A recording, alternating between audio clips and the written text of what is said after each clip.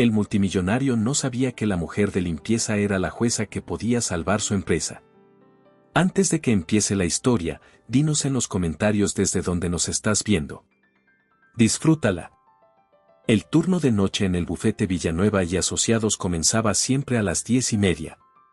Era la hora en que los últimos abogados recogían sus maletines, aflojaban las corbatas y desaparecían por los ascensores de la planta 22, dejando atrás el rastro de café frío, papel impreso y esa electricidad sorda que desprenden los lugares donde se mueve dinero de verdad.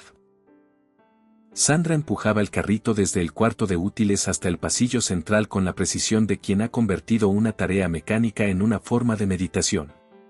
3 meses en ese trabajo le habían enseñado el orden exacto, primero los despachos exteriores, donde los asociados más jóvenes acumulaban montañas de expedientes y vasos de plástico olvidados, luego la sala de reuniones del fondo, con su mesa de roble oscuro de 12 plazas. Y por último, el pasillo principal, donde los retratos institucionales colgaban en fila, enmarcados en nogal, iluminados desde abajo con focos cálidos que los hacían parecer más solemnes de lo que merecían. Sandra no miraba los retratos. Nunca los miraba. No porque no supiera lo que había en ellos, sino precisamente porque los sabía demasiado bien. Tercera fila, segunda fotografía desde la izquierda. Una imagen de grupo del Juzgado Central de lo Mercantil de Madrid, tomada 3 años atrás en el patio interior del edificio de la calle Génova, con motivo de la incorporación de nuevos magistrados. Todos de pie, todos con toga, todos mirando a la cámara con esa expresión de gravedad que la institución parecía exigir incluso en las fotografías informales. Ella estaba ahí. Cuarta desde la derecha. Con los ojos mirando al frente y una media sonrisa que, si la observabas con cuidado, no era de orgullo sino de alivio. Alivio de haber llegado hasta ese lugar después de años que habían costado lo que cuestan las cosas que valen la pena. Sandra Vega. Magistrada del Juzgado Central de lo Mercantil. Así rezaba el pie de foto que nunca leería esta noche porque ya lo sabía de memoria, y porque mirarlo requería un tipo de valentía que todavía no había logrado reunir del todo. La primera semana que trabajó en el bufete, había pasado por ese pasillo sin reconocer la fotografía. Estaba concentrada en aprender el recorrido, en memorizar cuál de los despachos tenía suelo de madera y cuál de piedra para calcular el tiempo de fregado, en entender los ritmos de la noche. Cuando se iba el último asociado, cuando regresaba el de guardia, cuando podía tardar más en la sala de reuniones sin que nadie se fijara. Fue en la segunda semana cuando la vio. Pasó por el pasillo empujando el carrito, miró hacia arriba por alguna razón que no supo explicarse, y la encontró ahí. Ella misma, 3 años más joven, con la toga y los ojos al frente y esa media sonrisa que en el momento de la fotografía no había entendido exactamente como la entendía ahora. No era orgullo, no era satisfacción, era el gesto de alguien que está mirando hacia adelante y viendo, en el horizonte, todo lo que todavía puede hacerse. Se había quedado paralizada en el pasillo durante un segundo que debió de parecer mucho más largo.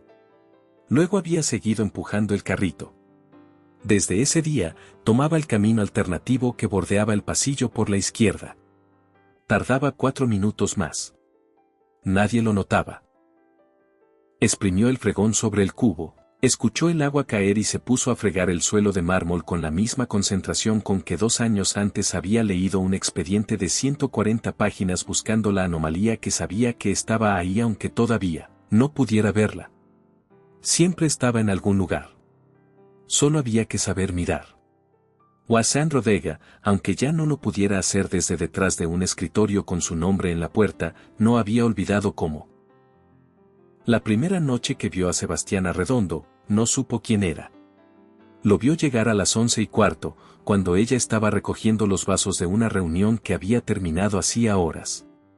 Entró sin llamar, sin anunciarse, con esa clase de paso que tiene la gente acostumbrada a que los espacios les pertenezcan por el simple hecho de cruzar el umbral. Traje, camisa blanca, corbata aflojada a medias. El nudo bajado, el primer botón abierto. Un hombre que había terminado un día muy largo y todavía tenía por delante una noche más larga que el día. La miró una vez, brevemente, con la misma atención con que se mira un mueble. Necesito la sala. Sandra recogió los vasos con calma. Le dejo en un momento. Ahora, si puede. No había agresividad en la voz. Tampoco cortesía. Solo la certeza de quien no concibe que su petición pueda tener más de una respuesta posible. Sandra terminó de recoger lo que tenía en las manos, puso los vasos en el carrito y salió de la sala sin apresurarse. Apresurarse habría significado que la orden le había afectado, y no era así. Se quedó en el pasillo. Desde ahí, a través del cristal parcialmente abierto de la puerta, escuchó que él marcaba un número de teléfono. Soy yo. ¿Tienes algo nuevo? Una pausa. ¿Cuánto falta para la vista? Otra pausa, más larga esta vez. 10 días. Su voz bajó un tono, como si el número le hubiera caído encima con todo su peso. Bien. Mañana a las 9. Colgó. Hubo un silencio. Luego el sonido inconfundible de alguien que empuja una silla hacia atrás y se sienta con el cansancio de quien lleva demasiado tiempo de pie. Sandra esperó 5 minutos más. Luego llamó con los nudillos en el marco abierto. ¿Puedo terminar? Él levantó la vista desde los papeles que tenía delante. La miró de una forma diferente esta vez, no con la indiferencia del primer momento sino con una especie de distancia calculada, como si acabara de recordar que había otra persona en el edificio. Siga, dijo, y volvió a los papeles. Sandra entró, recogió los últimos vasos, limpió la mesa con el paño, recolocó las sillas. Él no volvió a mirarla. Ella tampoco lo miró a él, pero escuchó todo. El crujido de las páginas, el golpe sordo de un expediente que se cierra, el largo suspiro de alguien que ha visto los números y no le gustan. Salió de la sala y siguió con su noche. No fue hasta 4 días después, cuando Tomás le envió el artículo, que entendió quién era aquel hombre. El titular era escueto: Arredondo Desarrollo se enfrenta a la demanda más costosa de su historia. Debajo, una fotografía de archivo en la que Sebastián Arredondo salía de un edificio corporativo con la misma expresión de quien no ha aprendido todavía a fingir para las cámaras, directa, incómoda, sin la máscara pulida que suele construirse la gente con su nivel de exposición pública. El artículo explicaba que el bufete Villanueva y Asociados, en representación de un fondo de inversión europeo, reclamaba 180 millones de euros por supuesto incumplimiento contractual en una operación urbanística en el sur de Madrid.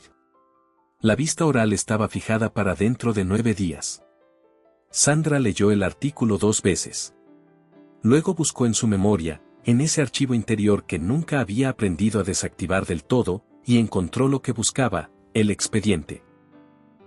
El caso que había llegado a su juzgado hacía 2 años y medio con el nombre de Fondo Europeo de Inversión Territorial contra Arredondo Desarrollos, S.L.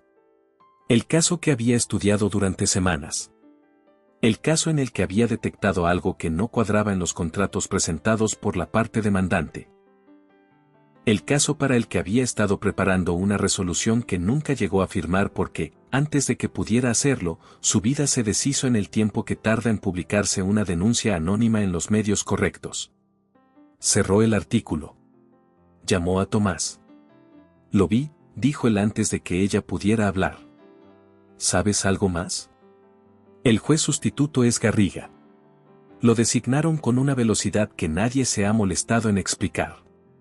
Una pausa, Sandra, ese juicio está amañado desde el principio.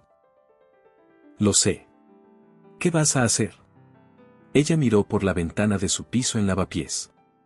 La calle estaba mojada de una lluvia que había parado hacía 1 hora. Un hombre paseaba a un perro. Un coche pasó despacio.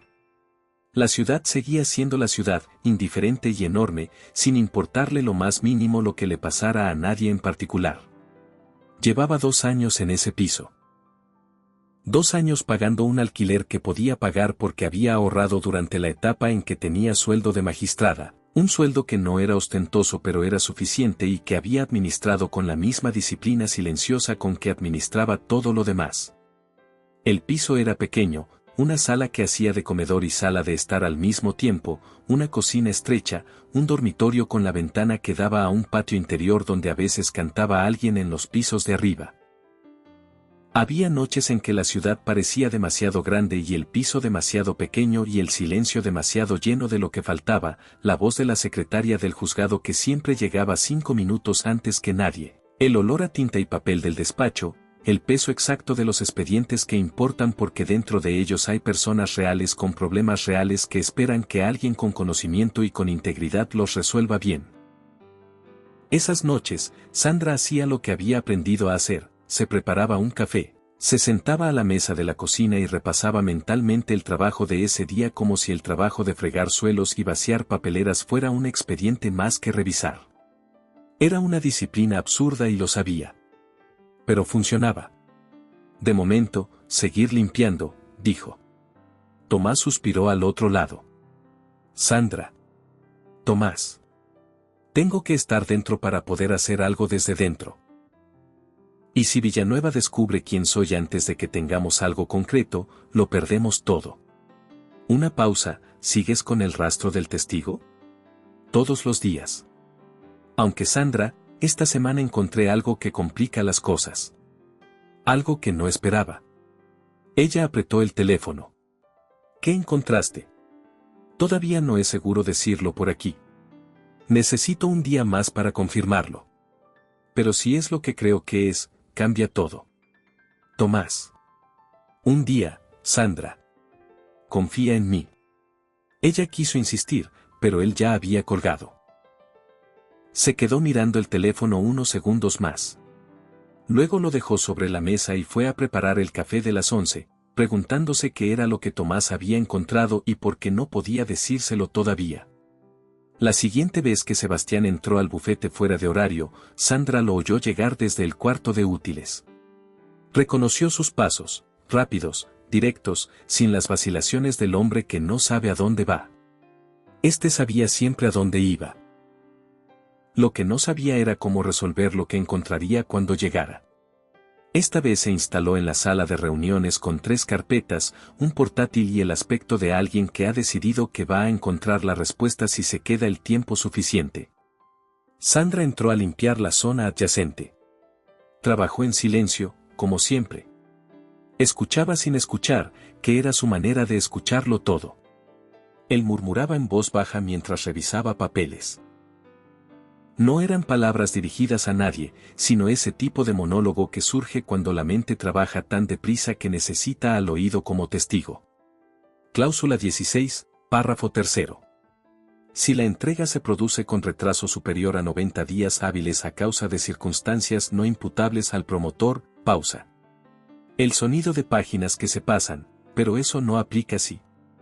Maldita sea. Sandra limpió el cristal de la puerta. Limpió el zócalo. Limpió la manija con el paño húmedo. El plazo era de 90 días naturales, dijo, sin volverse. El silencio que siguió tenía una textura particular. No era el silencio de quien no ha oído, sino el de quien ha oído algo inesperado y está decidiendo cómo procesar el hecho de que viniera de donde vino. ¿Perdón? Sandra se volvió. Lo miró con calma. Naturales, no hábiles. Si el contrato original especificaba días naturales y la demanda argumenta sobre días hábiles, el cómputo cambia por completo. La diferencia podría ser de 3 a 4 semanas, dependiendo de cuántos festivos caigan en el periodo.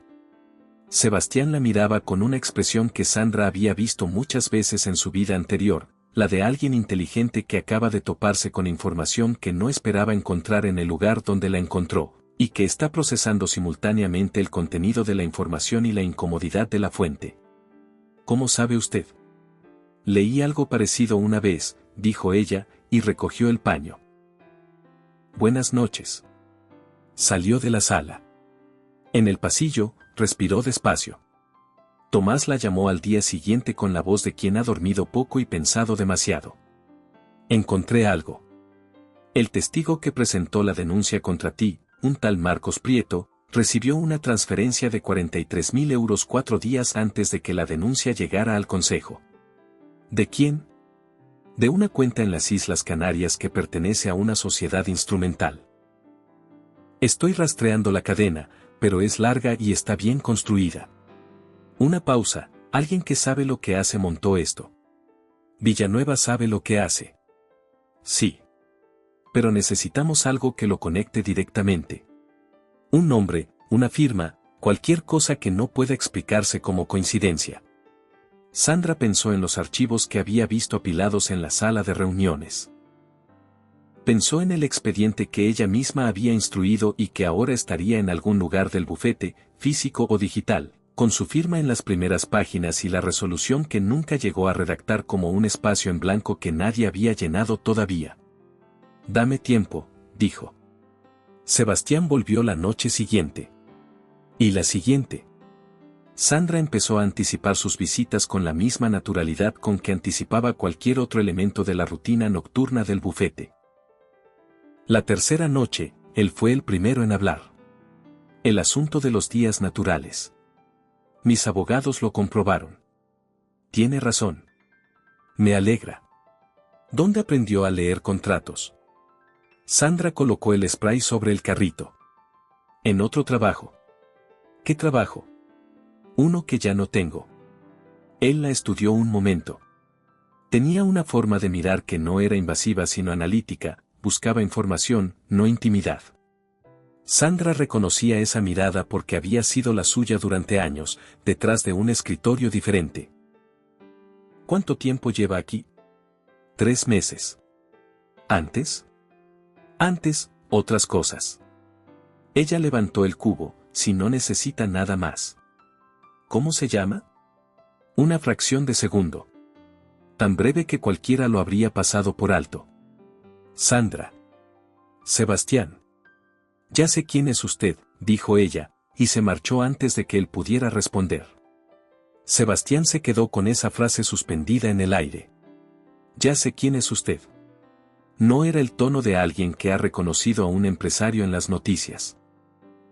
Era el tono de alguien que conoce algo más. Algo que él no había dicho todavía. Llamó a su asistente antes de salir del bufete. Localiza todo lo que pueda sobre esa empleada de limpieza. Se llama Sandra. Trabaja en el turno de noche. Quiero saber quién es antes de mañana. Pero esa noche, en el despacho de la planta 22, alguien más ya estaba haciendo exactamente la misma pregunta.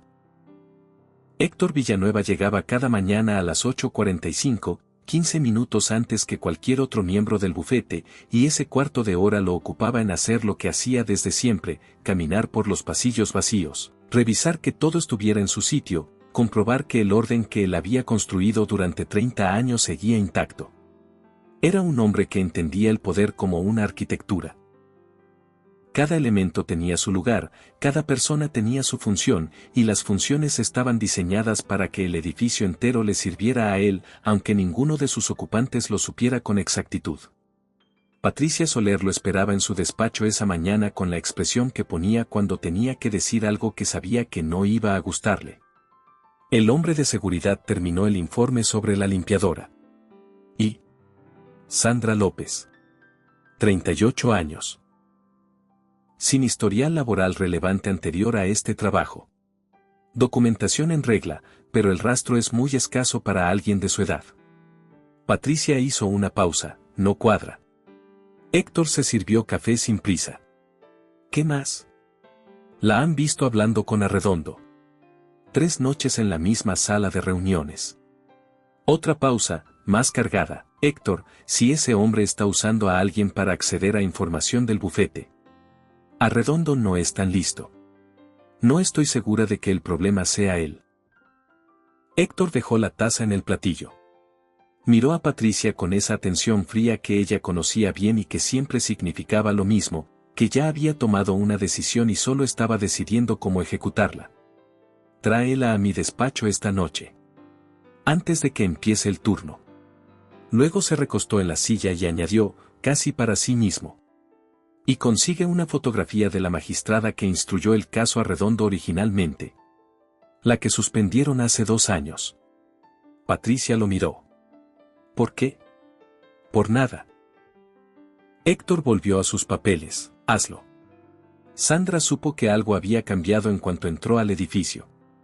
No fue nada concreto, el conserje de la entrada la miró un segundo más de lo habitual, el ascensor ya estaba esperando en la planta baja como si alguien lo hubiera mandado bajar. Detalles pequeños que por sí solos no significaban nada y que juntos lo significaban todo. El despacho de Héctor Villanueva ocupaba la esquina norte de la planta 22 con vistas al Paseo de la Castellana. Era un despacho diseñado para que quien entrara entendiera inmediatamente dos cosas, que el hombre que ocupaba ese espacio había llegado muy lejos y que seguía yendo más lejos todavía. Cuadros originales, no láminas. Libros reales, no decoración. Y en la pared del fondo, enmarcados con la misma seriedad con que en otros despachos se enmarcan diplomas, los titulares de los casos más importantes que Villanueva había ganado a lo largo de su carrera. Sandra entró, empujando el carrito, y lo encontró sentado detrás del escritorio con las manos cruzadas sobre la superficie de madera. «Siéntese», dijo. «Prefiero quedarme de pie, si no le importa. Tengo turno que cubrir». «Siéntese». Esta vez no era una invitación. Sandra dejó el carrito, acercó la silla más próxima y se sentó. Héctor la estudió durante un momento que se extendió más de lo necesario, que era exactamente su intención. «Sus documentos están en regla», dijo por fin. «Pero hay cosas que los documentos no explican. Por ejemplo, su historial. 38 años es mucha vida para tan poco rastro. ¿He sido discreta? ¿O ha sido otra persona?» Una pausa calibrada. «Lo que me interesa saber, Sandra, es qué hace hablando con mi cliente fuera de las horas en que tiene autorización para estar en esas salas». Limpiaba las salas donde él estaba. «Eso no responde mi pregunta. Responde la que me hizo». Los ojos de Héctor se estrecharon levemente. Era un hombre que no estaba acostumbrado a que le respondieran con exactitud cuando esperaba que le respondieran con sumisión. En 30 años de ejercicio había desarrollado una técnica muy precisa para manejar ese tipo de conversaciones, empezar por la amenaza implícita, avanzar hacia la presión directa y llegar a la oferta si era necesario. Casi nunca era necesario llegar a la oferta. La mayoría de la gente cedía antes. Esta mujer no estaba cediendo. Y eso, más que irritarlo, le generaba algo más incómodo, la sensación difusa de haber cometido un error que todavía no podía identificar del todo. «Voy a ser directo», dijo. «No sé quién es usted realmente. Pero lo voy a saber. Y hasta que lo sepa, tiene dos opciones: desaparece esta noche, o presento una denuncia por acceso no autorizado a documentación confidencial». No he accedido a ninguna documentación confidencial. He limpiado despachos y salas de reuniones. Si en esos espacios hay documentos sobre mesas o en archivadores, es responsabilidad del personal del bufete, no mía. Sandra. Héctor pronunció el nombre con una cadencia que era una advertencia: no me haga perder el tiempo. No lo estoy haciendo perder. Estoy respondiendo a lo que me pregunta. Sandra no bajó la voz ni la subió. La mantuvo exactamente en el tono en que había estado desde que entró: si tiene pruebas de alguna irregularidad, preséntelas. Si no las tiene, no tengo nada más que decirle. Héctor la miró durante un largo segundo. En 30 años, muy pocas personas le habían hablado de esa manera en su propio despacho. Las que lo habían hecho eran casi siempre personas con poder suficiente para permitírselo: jueces, ministros, socios de otras firmas con credenciales equivalentes a las suyas.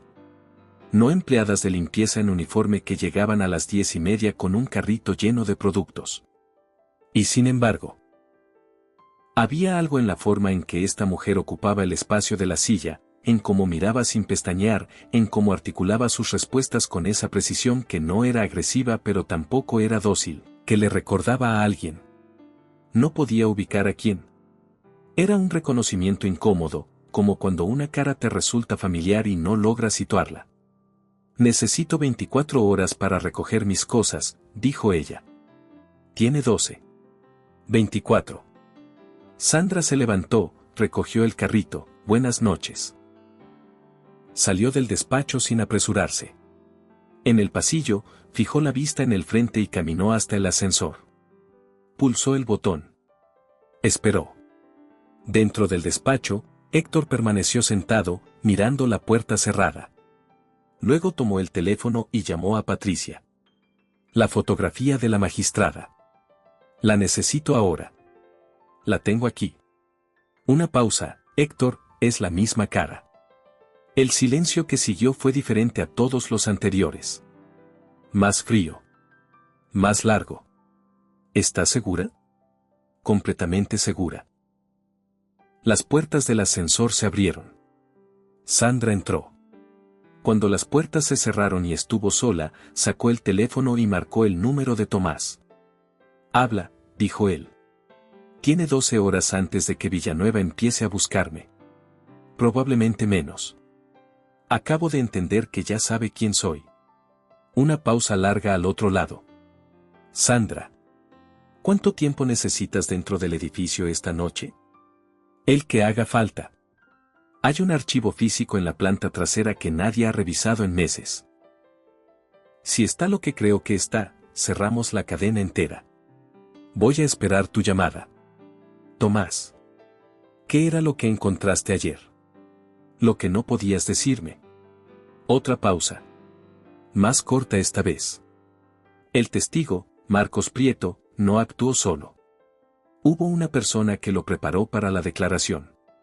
Alguien que le dio el guión exacto de lo que tenía que decir y cómo tenía que decirlo. ¿Quién? Patricia Soler. El ascensor llegó a la planta baja. Las puertas se abrieron. Sandra no salió todavía. ¿Puedes probarlo? Tengo los mensajes. Encriptados, pero ahí están. Sandra, si esta noche consigues lo que crees que hay en ese archivo, tenemos todo lo que necesitamos. Ella respiró. Entonces esta noche lo consigo. Esa noche, Sandra llegó al edificio a la hora habitual.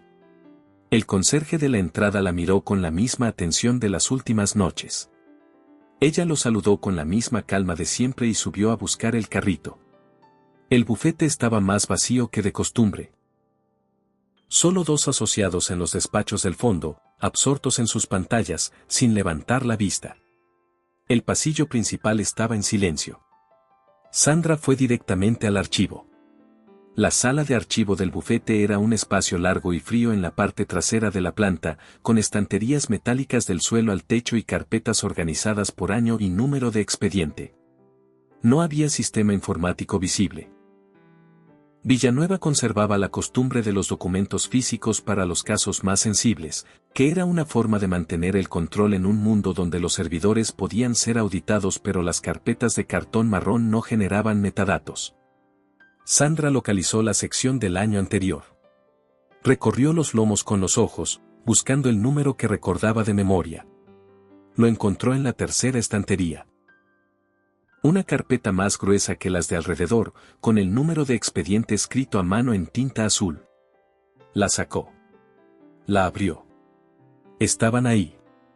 Los documentos de instrucción de la fase inicial del caso, incluyendo las comunicaciones internas del bufete relativas a la estrategia procesal.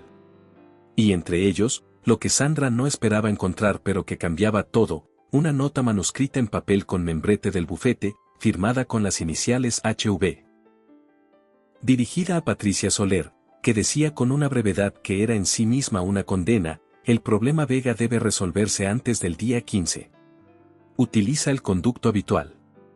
Sandra fotografió cada página. Volvió a colocar la carpeta en su sitio. Salió de la sala de archivo con el carrito. No llegó ni a la mitad del pasillo.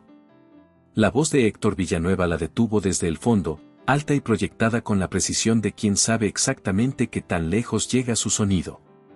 Un momento. Sandra se volvió despacio.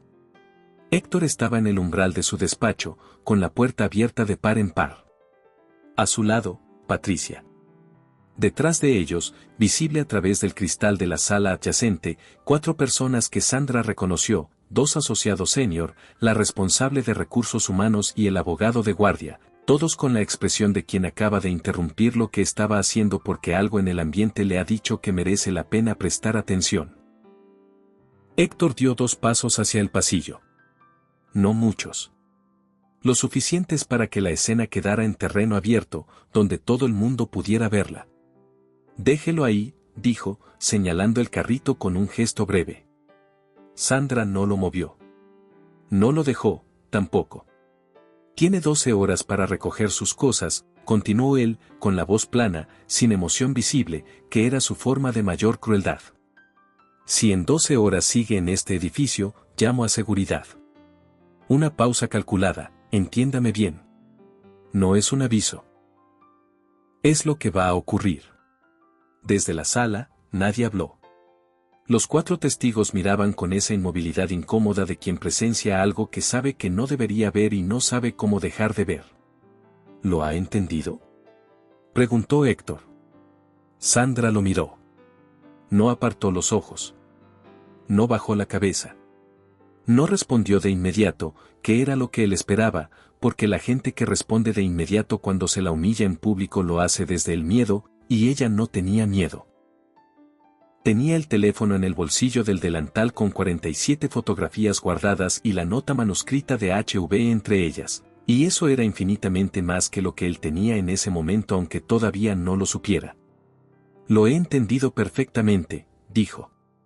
Y siguió empujando el carrito. Héctor lo observó alejarse por el pasillo con la satisfacción fría de quien cree que acaba de cerrar algo. En la sala, los 4 testigos volvieron lentamente a sus pantallas, a sus papeles, a sus propios asuntos, sin decir nada. Nadie dijo nada. Eso también Sandra lo anotó mentalmente. En el pasillo, se cruzó con Patricia Soller, que venía de la dirección contraria con el abrigo puesto y el bolso al hombro. Las 2 mujeres se miraron. Patricia redujo el paso levemente. Pensé que ya no volvías, dijo. Necesitaba recoger mis cosas. Patricia la estudió un segundo más de lo necesario. Luego siguió caminando sin decir nada más. Sandra esperó a escuchar el ascensor, esperó a que las puertas se cerraran, y entonces sacó el teléfono y envió las fotos a Tomás con un solo mensaje: está completo. El teléfono vibró casi de inmediato. Era Tomás. Las tengo. Sandra, esto es suficiente. Podemos presentarlo. Ella exhaló despacio, apoyada en la pared del pasillo vacío. ¿Cuánto tiempo necesitas? 48 horas y trabajo sin parar. Trabaja sin parar. Una pausa. Pero Tomás, hay algo más que necesito que hagas. Dime. Busca a Elena Arredondo. La hija de Sebastián. Trabaja como pasante aquí, en este mismo bufete. Silencio al otro lado. La hija del hombre cuyo caso estás intentando salvar, ¿trabaja en el bufete que está intentando hundirlo? Sí. Y probablemente no lo sabe. Necesita saberlo. Sebastián Arredondo recibió la llamada a las 7 de la mañana siguiente, cuando todavía estaba en el hotel donde se alojaba durante esa semana de Madrid porque el piso que tenía alquilado en Salamanca estaba en obras. Miró el número, no lo reconoció, estuvo a punto de no contestar. Contestó. Soy Sandra, dijo la voz al otro lado. La del turno de noche. Sebastián se sentó en el borde de la cama. ¿Qué ocurre? Necesito hablar con usted. Esta mañana, si puede. No en el bufete. Un silencio breve. ¿Tiene algo que ver con el juicio? Tiene que ver con todo. Se encontraron en una cafetería de la calle Alcalá, lejos del barrio financiero, en uno de esos locales que llevan décadas en el mismo sitio y que no han cambiado nada porque no han necesitado hacerlo. Mesas de madera, luz de mañana entrando por el escaparate, el ruido de fondo de una ciudad que ya lleva horas despierta. Sandra llegó 5 minutos antes. Pidió un café. Se sentó de cara a la puerta. Sebastián entró puntual. La encontró, cruzó la sala, se sentó frente a ella. La miró de la misma manera analítica que ella ya reconocía, y esta vez lo que encontró en su cara lo hizo fruncir ligeramente el ceño. Algo había cambiado en la mujer que tenía delante. No era la postura, no era la ropa, no era ningún detalle físico concreto. Era algo en la forma en que ocupaba el espacio, como si hubiera dejado de recogerse hacia adentro y hubiera decidido, en algún momento entre anoche y esta mañana, tomar más sitio del que había estado tomando. ¿Quién es usted?, preguntó, directo. Sandra rodó la taza entre las manos. Voy a contarle algo. Cuando termine, puede hacer lo que quiera con la información. Puede marcharse, puede llamar a Villanueva, puede ignorarme. Eso dependerá de usted. Pero necesito que sepa que lo que voy a decirle es verdad, y que puedo probarlo. Sebastián no respondió. Asintió levemente. Me llamo Sandra Vega. Era magistrada del Juzgado Central de lo Mercantil de Madrid. Hace 2 años y medio, su caso llegó a mi juzgado. El caso que Villanueva lleva en su contra, Fondo Europeo de Inversión Territorial contra Arredondo Desarrollos. Lo estudié durante semanas. Hizo una pausa, encontré irregularidades en los contratos presentados por la parte demandante. Irregularidades que invalidaban la base legal de la demanda. Sebastián la miraba sin moverse. Estaba preparando la resolución cuando apareció una denuncia anónima en los medios acusándome de filtrar información confidencial a partes interesadas. El Consejo General del Poder Judicial me suspendió provisionalmente. El caso fue reasignado al juez Garriga. Sandra levantó la vista y lo miró directamente. Esa denuncia fue fabricada. El testigo que la sostenía fue pagado. Y el dinero llegó desde una cuenta vinculada a Patricia Soler, socia de Villanueva. El silencio que siguió fue largo. Sebastián tenía las manos apoyadas en la mesa. No las movió. No cambió de expresión. Pero algo se modificó en sus ojos, el foco de la mirada, que pasó de estar orientado hacia ella a orientarse hacia algún punto interior donde estaba procesando todo lo que acababa de escuchar. ¿Puede probarlo? Tengo el rastro del pago. La cadena completa. Un abogado independiente está compilando la documentación ahora mismo. ¿Y el expediente original? ¿Las irregularidades que encontró? Los consulté durante el periodo en que tuve acceso a esa sala. Las irregularidades siguen ahí. Nadie las ha corregido porque nadie esperaba que alguien con conocimiento jurídico fuera a verlas. Sandra apoyó las manos en la mesa, y tengo algo más. Una nota manuscrita de Villanueva que conecta directamente con mi suspensión. ¿Qué dice esa nota? Dice suficiente para presentar una querella criminal. Sebastián exhaló despacio. ¿Por qué me lo cuenta ahora? Porque el juicio empieza en 7 días y el juez que lo presidirá fue designado por influencia de Villanueva. Si ese juicio llega a celebrarse en esas condiciones, usted perderá. Y perderá no porque tenga razón o no, sino porque el resultado ya está decidido. ¿Y usted qué gana? Sandra dejó la taza. Recuperar lo mío. Sebastián estuvo callado durante el camino de vuelta al hotel. Su abogada de cabecera, Miriam, lo llamó 3 veces. No contestó. Necesitaba pensar sin la interferencia de nadie que tuviera un interés en el resultado de su pensamiento. Entró a la habitación. Se sentó en la silla junto a la ventana. Sacó el teléfono y buscó el nombre, Sandra Vega, magistrada, Juzgado Central de lo Mercantil. Los artículos aparecieron enseguida. La denuncia, la suspensión provisional, las declaraciones del Consejo que usaban el lenguaje cuidadoso de quien no quiere comprometerse antes de tiempo. Y en un artículo de hacía 2 años y medio, publicado 3 semanas antes de la denuncia, una referencia al caso Arredondo que mencionaba que la magistrada instructora estaba revisando la documentación aportada por ambas partes. 3 semanas. 3 semanas antes de la denuncia, la magistrada que instruía su caso estaba revisando la documentación de Villanueva. Cerró el teléfono. Miró por la ventana. El paseo del Prado estaba mojado de la lluvia de la noche anterior y los árboles todavía goteaban. Llamó a su asistente. Localiza el expediente original del caso. El que se instruyó en el juzgado antes de la reasignación. Quiero una copia de los contratos que presentó Villanueva en aquella primera fase. Los contratos llegaron a su correo esa misma tarde.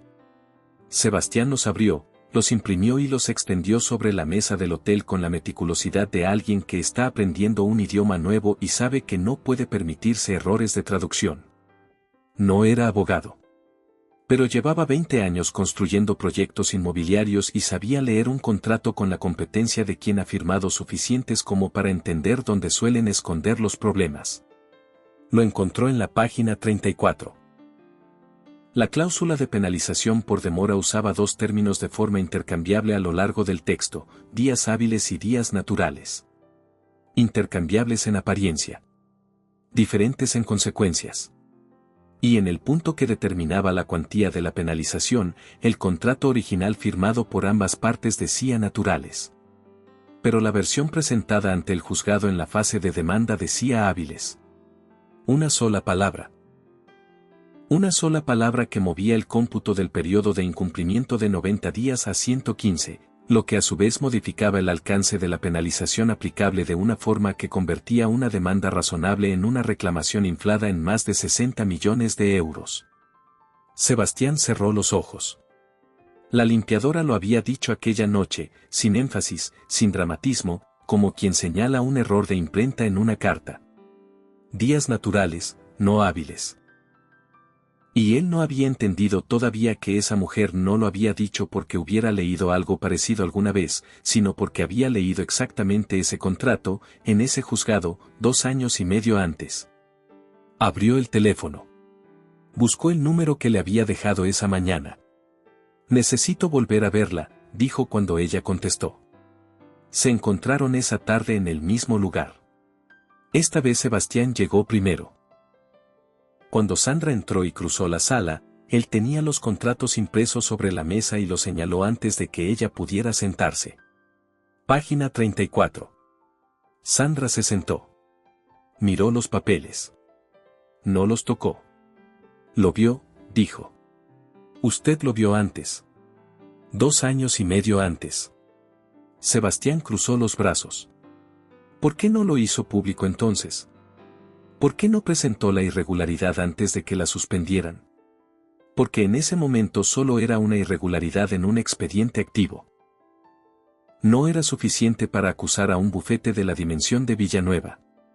Necesitaba la resolución completa, con argumentación jurídica, respaldada por la institución. Una pausa, me quitaron antes de que pudiera terminar. ¿Y ahora? Ahora tengo el rastro del pago al testigo. Tengo la conexión con Patricia Soler. Tengo la discrepancia documental entre el contrato original y la versión presentada en el juzgado, lo que configura falsedad documental. Sandra apoyó las manos en la mesa.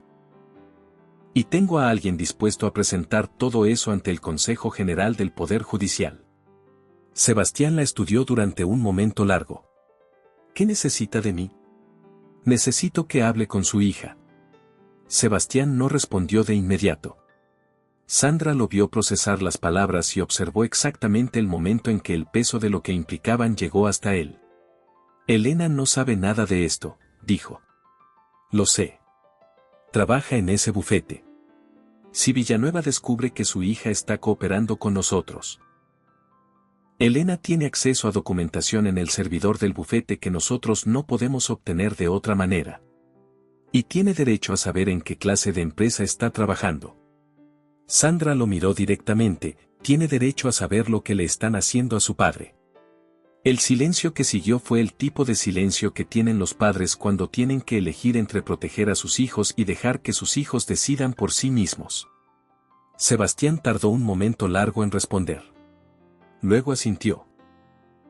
La llamo esta noche. Elena Arredondo llevaba 6 meses como pasante en Villanueva y Asociados.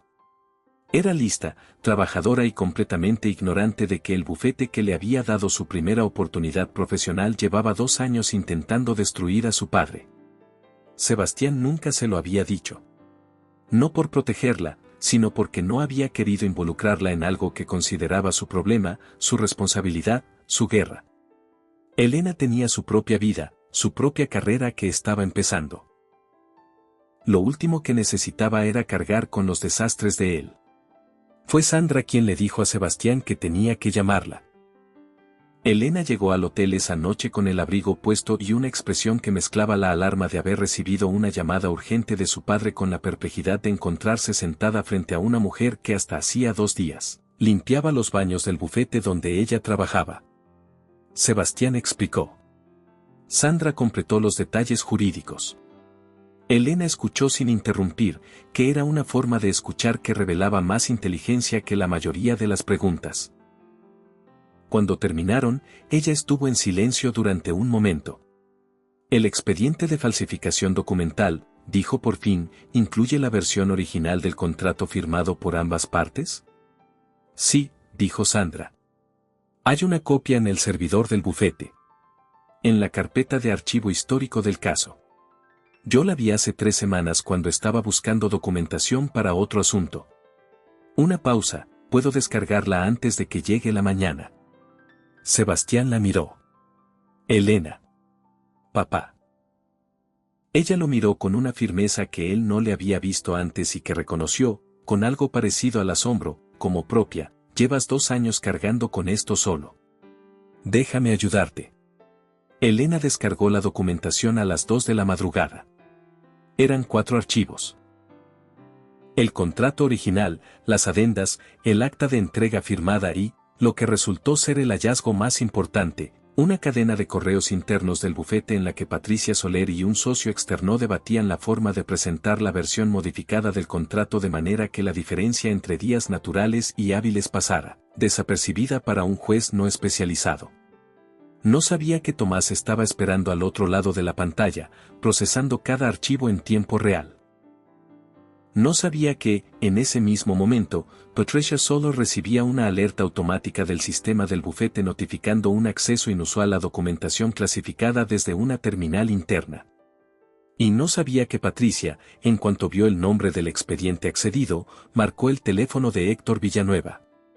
Tomás recibió los archivos a las 2:16. Llamó a Sandra de inmediato. Esto es suficiente para una querella criminal, dijo. ¿Y para el consejo? Para el consejo es más que suficiente. Una pausa, pero Sandra, necesito decirte algo. Elena activó una alerta al descargar los archivos. Es posible que Villanueva ya sepa lo que pasó. ¿Cuánto tiempo tenemos? Si actúan esta noche, pocas horas. Si esperan a mañana para verificar, tenemos hasta la mañana. Entonces presentamos antes de que abra su despacho. Necesito 48 horas para construir el expediente bien. Las tienes. Pero Tomás, trabaja como si no las tuvieras. Tomás tardó exactamente 42 horas en construir el expediente. Era un trabajo de precisión. Ordenar la cadena de pagos de forma que cualquier persona con formación jurídica pudiera seguirla sin necesidad de interpretación, presentar la nota manuscrita de Villanueva en el contexto de las comunicaciones previas que la rodeaban para que el significado del conducto habitual quedara inequívoco, y conectar todo ello con la discrepancia documental entre el contrato original y la versión falsificada presentada ante el juzgado. No durmió. Bebió café que se fue enfriando sobre el escritorio. Cuando terminó el primer borrador, lo releyó 4 veces buscando el punto débil que encontraría un abogado de la categoría de Villanueva. Luego lo releyó una 5ª vez buscando el punto débil que encontraría Villanueva él mismo. No lo encontró. Llamó a Sandra a las 3 de la mañana del segundo día. ¿Está listo? Su voz sonaba diferente, no más alta ni más animada, sino más quieta, con la quietud de quien ha llegado al final de un esfuerzo largo. Sandra, ¿estás bien? Sí. ¿De verdad? Ella tardó un segundo en responder. Estoy nerviosa. Que no es lo mismo que estar mal. ¿Tienes miedo de que no funcione? Tengo miedo de que funcione y de lo que viene después. Una pausa, llevas 2 años arriesgando tu carrera por esto, Tomás. Si esto sale mal. Si esto sale mal, ya veremos. Pero no va a salir mal. Otra pausa, ¿puedes dormir algo? Probablemente no. Yo tampoco. El ruido de una silla al moverse. Oye, Sandra. ¿Recuerdas lo que me dijiste cuando te suspendieron? Lo primero que me dijiste, esa misma tarde. No lo recuerdo. Dijiste, hay algo que no cuadra en este expediente y alguien lo sabe. Una pausa, tenías razón entonces. Tenías razón en todo. Solo necesitabas el momento correcto para demostrarlo. Sandra no respondió. Pero no colgó. Se quedaron así durante un minuto, los dos en silencio, con el teléfono en la mano, como dos personas que han caminado el mismo camino durante mucho tiempo y finalmente pueden ver el final desde donde están. La comparecencia ante el Consejo General del Poder Judicial se celebró 48 horas después, a las 10 de la mañana, en la sala de audiencias del edificio institucional de la calle Marqués de la Ensenada. Sandra llegó puntual. Llevaba un traje que no había usado en 2 años, oscuro, limpio, con el rigor discreto que exige ese tipo de lugares. No llevaba toga porque no era una comparecencia judicial formal, sino una audiencia disciplinaria instada de urgencia por la denuncia presentada por Tomás en nombre de ella. La sala estaba presidida por 3 miembros del Consejo. Detrás de la mesa de los denunciados, 2 abogados enviados de urgencia por Villanueva. Patricia Soler había optado por comparecer sola, sin representación, lo que era en sí mismo un movimiento que sus abogados habían intentado evitar y que ella había impuesto, probablemente porque había decidido que la única salida que le quedaba era colaborar. Héctor Villanueva no compareció. Su abogado presentó un escrito alegando motivos de salud. Los miembros del consejo lo leyeron con la expresión de quien ha leído demasiados escritos alegando motivos de salud en el momento preciso en que la presencia resultaba inconveniente. Tomás presentó la documentación en 3 bloques, la cadena de pagos, la falsificación documental y la nota manuscrita de Villanueva. Los explicó con la claridad de quien lleva 42 horas sin dormir y ha aprendido a convertir esa claridad en una herramienta. Luego le cedió la palabra a Sandra. Ella se levantó. Durante 2 años había imaginado ese momento de formas diferentes según la hora del día y el estado de ánimo. A veces lo había imaginado como una declaración larga, articulada, emocionalmente precisa. A veces como algo más seco, más técnico, construido únicamente sobre hechos. A veces, en los peores momentos, no lo había imaginado en absoluto porque imaginar que pudiera suceder requería un tipo de esperanza que no siempre había tenido disponible. Hubo noches en Lavapiés, noches de lluvia sobre el patio interior y silencio demasiado lleno, en que había pensado que quizás el camino más razonable era aceptar que ciertas puertas, una vez cerradas por las personas correctas con las llaves correctas, no volvían a abrirse. Que el sistema que la había expulsado era el mismo sistema al que tendría que recurrir para que la readmitiera, y que ese sistema no tenía ningún incentivo real para reconocer su propio error. Esas noches eran las difíciles.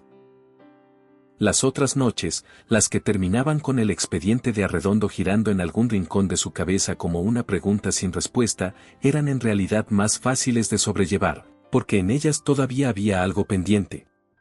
Y las cosas pendientes, a diferencia de las cerradas, seguían siendo posibles. Ahora que estaba de pie, con la sala mirándola y los documentos de Tomás sobre la mesa, descubrió que era más sencillo de lo que había pensado. Solo había que decir la verdad. La verdad que había tenido todo el tiempo y que había tenido que aprender a guardar hasta que el momento de usarla fuera el correcto. Explicó el expediente con la metodología de quien lo ha revisado tantas veces que puede recorrerlo hacia adelante y hacia atrás sin perder el hilo. Explicó las irregularidades que había detectado. La discrepancia entre días naturales y días hábiles, el impacto que esa diferencia tenía en el cómputo de la penalización, la imposibilidad de que dicha discrepancia fuera un error de transcripción dado que aparecía de forma consistente en 3 documentos separados presentados por la misma parte. Explicó la línea de tiempo de la denuncia en su contra y su relación exacta con el estado de la instrucción del caso. La denuncia había llegado al Consejo 17 días después de que ella solicitara internamente los contratos originales firmados por ambas partes para cotejarlos con los presentados en el juzgado. 17 días. El tiempo suficiente para que alguien con acceso a los movimientos del juzgado comprendiera lo que ella estaba a punto de encontrar. Explicó la nota manuscrita y el significado del conducto habitual en el contexto de las comunicaciones que la rodeaban. Explicó la cadena de pagos. Explicó la sociedad en Gibraltar. Habló durante 22 minutos. Cuando terminó, la sala estuvo en silencio durante un tiempo que no fue incómodo sino necesario. Era el silencio de quienes acaban de escuchar algo que requiere ser procesado antes de ser respondido, y que saben que cualquier respuesta apresurada sería un error. Una de los miembros del consejo, una mujer de cabello que había escuchado todo sin tomar notas ni cambiar de expresión, se inclinó levemente hacia adelante. ¿Quiere usted añadir algo más, magistrada? Era la primera vez en 2 años que alguien la llamaba magistrada. Sandra sostuvo la mirada de la mujer del consejo durante un momento. Pensó en la fotografía del pasillo del bufete, en la tercera fila y segunda posición desde la izquierda, en la media sonrisa que no era de orgullo sino de alivio. Pensó en el expediente sobre su escritorio con el espacio en blanco donde debería estar la resolución. No, dijo Sandra. Creo que está todo dicho. La sala de audiencia se vació con la lentitud de los lugares donde acaba de pasar algo importante. Los abogados de Villanueva salieron primero, en silencio, con la urgencia tensa de quien tiene que llegar a un teléfono antes de que las noticias lleguen solas. Patricia Soler se quedó sentada hasta que casi todos se habían ido, luego se levantó y cruzó la sala sin mirar a nadie. En la puerta, se detuvo. Giró levemente hacia donde estaba Sandra, que recogía sus papeles. No dijo nada. Pero la miró durante un segundo con una expresión que no era arrepentimiento exactamente, ni tampoco reconocimiento, sino algo más ambiguo que tenía que ver con el momento en que una persona entiende que el camino que eligió no era el que debía. Luego salió. Tomás llegó hasta Sandra y le puso una mano en el hombro. Lo hiciste. Lo hicimos. En 48 horas tendrán la resolución provisional. La suspensión del juez Garriga es prácticamente segura. Sandra asintió. ¿Y Villanueva? La querella criminal tarda más. Pero está en marcha. Una pausa, no va a poder parar esto, Sandra. Ya no puede. Ella recogió el último papel. Lo alineó con los demás. Lo guardó en la carpeta. Bien. Sebastián la estaba esperando en el pasillo exterior. Cuando Sandra salió, él se levantó del banco donde había estado sentado con la paciencia de quien sabe que lo que ocurre detrás de esa puerta determina cosas que van más allá de su caso particular. La miró. ¿Cómo fue? Bien, creo. ¿Cómo de bien? Bien del todo. Sebastián exhaló. No era un suspiro de alivio exactamente, era el sonido de alguien que ha tenido los hombros tensos durante demasiado tiempo y acaba de notar que puede bajarlos. ¿Y el juicio? El juicio de usted se sobreseerá cuando acrediten que el expediente fue instruido sobre documentación falsificada. Sus abogados pueden pedirlo ahora mismo. ¿Cuándo? En días. Una semana como mucho. Sebastián la miró durante un momento. Gracias, dijo. Y lo dijo sin el tono protocolar con que la gente dice gracias a quienes les hacen favores, sino con el tono más sencillo y más difícil de quien reconoce que lo que acaba de recibir no tiene equivalente conveniente. No me las dé todavía, dijo Sandra. Espere a que la resolución esté firmada. Ya se las doy ahora. Una pausa breve, ¿qué va a hacer ahora? Sandra miró hacia el final del pasillo, donde una ventana dejaba ver un trozo de cielo sobre los tejados de Madrid. Nublado, como casi siempre en esa época del año, pero con un matiz de luz que sugería que en algún lugar, detrás de las nubes, el sol seguía ahí. Esperar la resolución provisional. Luego solicitar la reincorporación. Otra pausa, hay un expediente a medio resolver que me gustaría terminar. Sebastián asintió. ¿Puedo preguntarle algo? Puede. Durante estos 2 años, limpiando despachos, archivos, baños de gente que no sabía quién era usted, ¿cómo lo hizo? Sandra pensó en la pregunta. No en la respuesta, que sabía cuál era, sino en si valía la pena decirla en voz alta. Al principio fue duro, dijo. Pero luego entendí algo, el trabajo era limpio. Literal y en todos los sentidos. No requería que mintiera, no requería que cediera, no requería que me convirtiera en otra persona. Solo requería que apareciera y que hiciera lo que había que hacer. Hizo una pausa, resulta que eso no es tan diferente de lo que hacía antes. Sebastián la miró con esa atención directa que era su manera de demostrar que estaba escuchando de verdad. ¿Y ahora?, dijo. Ahora toca aparecer de otra manera. La resolución provisional llegó 3 días después. El Consejo General del Poder Judicial acordaba la suspensión cautelar del juez Garriga pendiente de investigación por posible nombramiento irregular, la apertura de expediente disciplinario contra Héctor Villanueva por su presunta participación en la fabricación de la denuncia contra la magistrada Sandra Vega, y la restitución provisional de dicha magistrada en sus funciones con efectos inmediatos, sin perjuicio del desarrollo posterior del procedimiento. Sandra leyó el documento 3 veces. No lo leyó de pie, no lo leyó con nadie al lado. Lo leyó sentada en la cocina de su piso de lavapiés, con una taza de café que se fue enfriando mientras ella avanzaba por los párrafos con la misma lentitud cuidadosa con que se lee algo que uno lleva mucho tiempo esperando y para lo que no está del todo seguro de estar preparado. Cuando terminó, dejó el papel sobre la mesa. Miró por la ventana. La calle estaba seca esa mañana, con un sol de invierno que no calentaba pero que al menos estaba. Llamó a Tomás. Llegó. Lo sé. Me llamaron antes que a ti. Su voz sonaba diferente, no más alta ni más animada, sino más quieta, con la quietud de quien ha llegado al final de un esfuerzo largo. ¿Cómo estás? No lo sé todavía. Es normal. Sí. Un silencio breve. ¿Cuándo quieres volver? Sandra miró el documento sobre la mesa. El lunes. Lo que ocurrió esa misma tarde, Sandra no lo vio directamente. Lo supo por Tomás, que lo supo por las noticias, que lo supieron porque alguien en el aeropuerto grabó con el teléfono y el video llevaba 3 horas circulando cuando él la llamó. Pon las noticias, dijo sin más explicación. Sandra encendió el televisor de la cocina. La imagen era borrosa, tomada desde lejos con el zoom de un móvil, pero reconocible. La sala de embarques de la Terminal 4 del aeropuerto de Barajas, la puerta de 22, la fila de viajeros con maletas de ruedas y el espacio abierto que se forma instintivamente alrededor de una escena que la gente no sabe si mirar o evitar. En el centro de ese espacio, Héctor Villanueva. Traje, el mismo que llevaba en las reuniones de alto nivel, el que guardaba para los días en que necesitaba que su apariencia hiciera parte del trabajo. 2 maletas. Un maletín de cuero.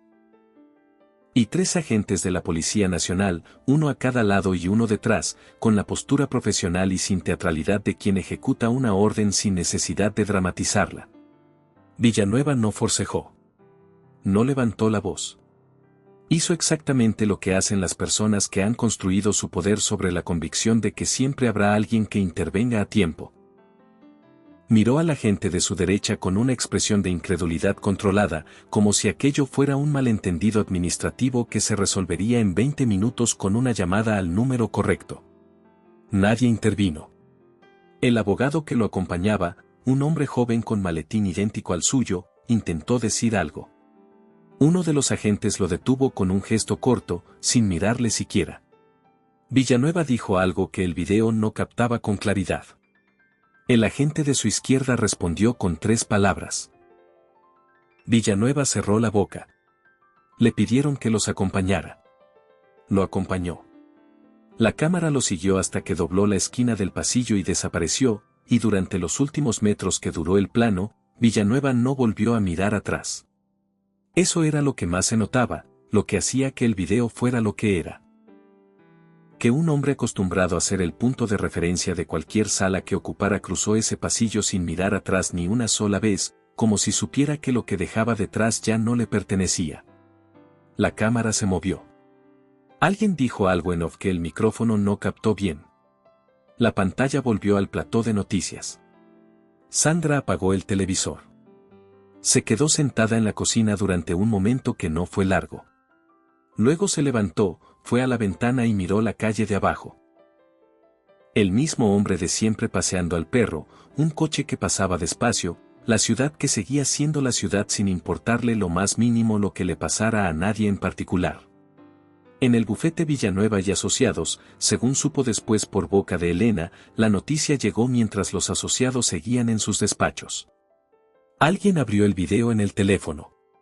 Alguien lo pasó a otro. Para las 7 de la tarde, todos lo habían visto, incluidos los 4 que estaban en la sala adyacente al pasillo cuando Héctor señaló el carrito de Sandra con ese gesto breve y le dijo que tenía 12 horas. Ninguno de los 4 dijo nada esa noche. Pero a la mañana siguiente, los 3 asociados senior enviaron solicitudes formales de declaración voluntaria ante el Consejo. Querían constar en el expediente.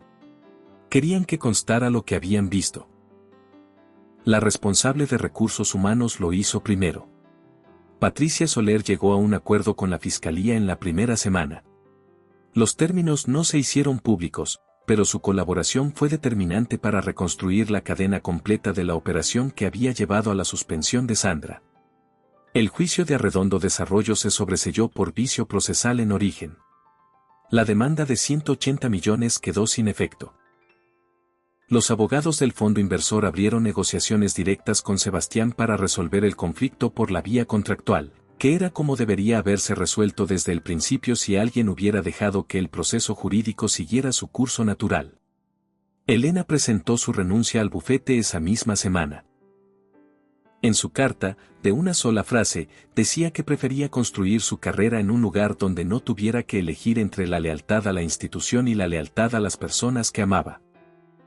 Sebastián le ofreció un puesto en su empresa.